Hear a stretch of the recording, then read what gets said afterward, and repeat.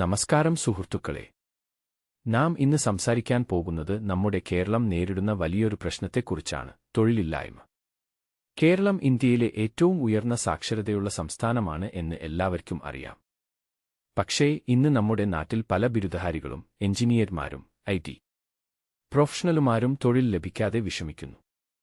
നമ്മുടെ യുവാക്കൾ ഏറ്റവും കൂടുതൽ കുടിയേറ്റം ചെയ്യുന്നത് ഗൾഫ് രാജ്യങ്ങളിലേക്കാണ്. കാരണം എന്ത്? നാട്ടിൽ ജോലി കിട്ടിയില്ലെങ്കിൽ പുറത്തുപോയി ജോലി ചെയ്ത് കുടുംബത്തെ പോറ്റേണ്ടതായിരിക്കും. ഇപ്പോൾ യുവതലമുറ യൂറോപ്യൻ രാജ്യങ്ങളിലേക്കും കുടിയേറാൻ ആഗ്രഹിക്കുന്നവരാണ്.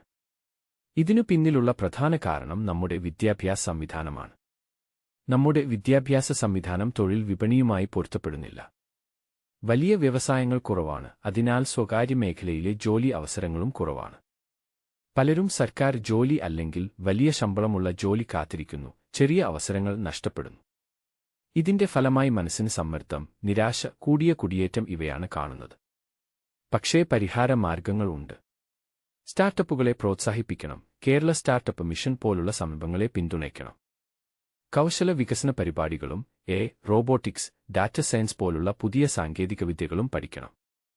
കൃഷി, ടൂറിസം, കൈത്തറി പോലുള്ള മേഖലകളിൽ ആധുനിക സാങ്കേതിക വിദ്യ ഉപയോഗിച്ച് അവസരങ്ങൾ സൃഷ്ടിക്കണം.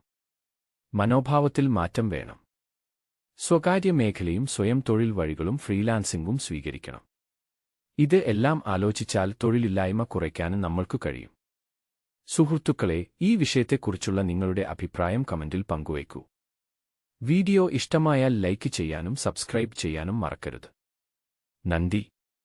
കണ്ടതിനും കേട്ടതിനും ഹൃദയപൂർവ്വം നന്ദി.